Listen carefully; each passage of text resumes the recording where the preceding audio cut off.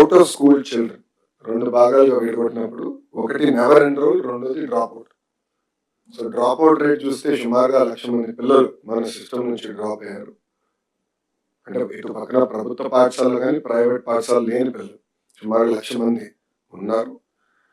Never enrol కూడా ఇంకా data మేము ఫైన్ ట్యూన్ చేస్తున్నాం, అదొక సెట్. సో ఎక్కువ శాతం మనం ఎన్రోల్మెంట్ మీద ఫోకస్ చేయాలి. ప్రభుత్వం లక్ష్యం ఒకటే, ఎన్డీఏ ప్రభుత్వం లక్ష్యం ఒకటే, 100% ఎన్రోల్మెంట్ అనేది జరగాలి.